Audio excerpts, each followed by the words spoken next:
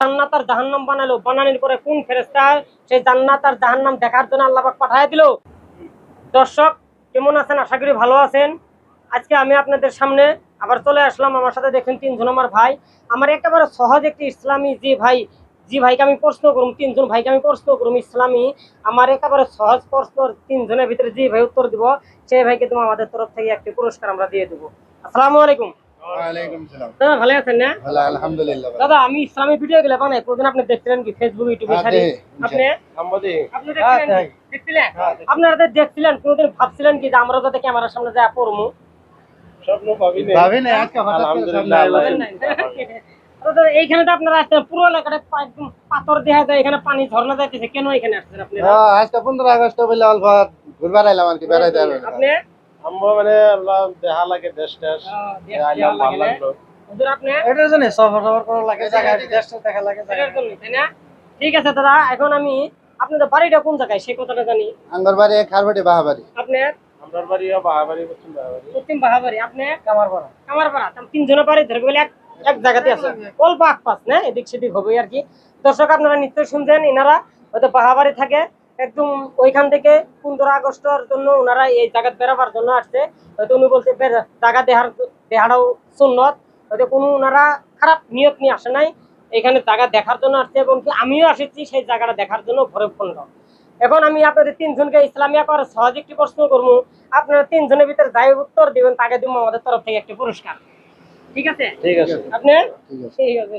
আমি আপনাদের বলবো, আল্লাহ পাক জান্নাত আর জাহান্নাম যে বানাইছে, সেই জান্নাত আর জাহান্নাম বানানোর পরে আল্লাহ পাক কাকে পাঠায় দিল সেই জান্নাত আর জাহান্নামটা দেখার জন্য?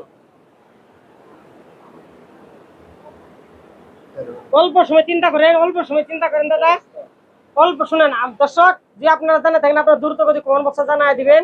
আপনি বলেন দাদা, আপনি আল্লাহর নবী আল্লাহ তাআলা ওনার ফেরেশতারে রিজওয়ান নামে ফেরেশতা করে পাঠিয়ে দিয়েছে। ফেরেশতার নামটা কি আছে? রিজওয়ান। হ্যাঁ, আপনি দাদা? সঠিক উত্তর নাই, নামটা মনে আচ্ছা আমি আবার বলছি দর্শক, আমি বলছি আল্লাহ পাক জান্নাত আর জাহান্নাম বানানোর পরে কোন ফেরেশতাকে পাঠায় দিল সেটা দেখার জন্য, যে তুমি যাও এখন জান্নাত আর জাহান্নামটা দেখিয়ে আসো। আমি সঠিক উত্তরটা জানতাছি, নামটা জানতাছি। অল্প টাইম আনেন, ইনশাআল্লাহ এসে যাবো, অল্প সময় ভাবলে এসে যাবো। এটা সবাই জানি দর্শক, আমরা সবাই জানি কথাটা, হয়তো কথাটা এখন জেহানের ভিতরে আসতেছে না, আমরা সবাই জানি দর্শক। যে আপনাদের মধ্যে দাঁড়িয়ে থাকেন, আপনারা দূর তো কমেন্ট বক্সে জানাই দিবেন।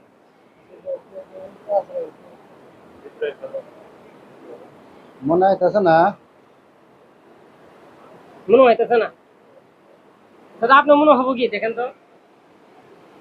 মনে হইতেছে না দাদা? আপনি মনে হয় না? সবাই জানি দর্শক, সবাই জানি, কিন্তু কথাটা হয়তো এখন জাহান আসতেছে না। একেবারে সহজ প্রশ্ন করছিলাম। আল্লাহ পাক যে জান্নাত আর জাহান্নাম বানাইলো, সেই জান্নাত আর জাহান্নাম বানানোর পর আল্লাহ পাক কোন ফেরেশতাকে পাঠায় দিল সেটা দেখার জন্য?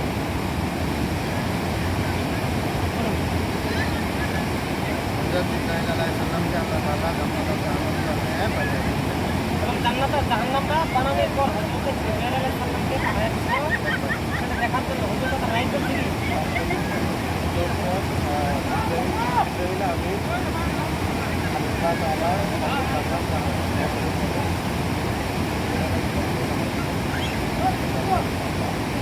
দেখার জন্য হুজুর রাইট বলছে না?